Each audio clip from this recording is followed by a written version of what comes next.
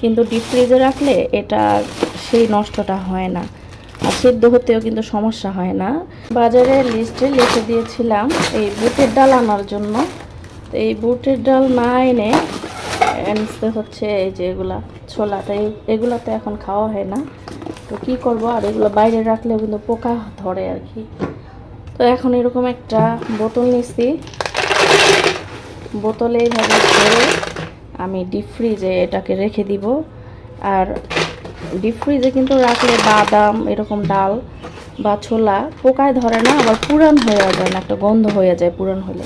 আর এই যে ডালটা, এটাও আমি ডিপ ফ্রিজে রাখবো, তাহলে আর এটা দেখা যায় কি পোকা ধরে পাউডার পাউডার করে ফেলে আর একটা গন্ধ হয়ে যায়।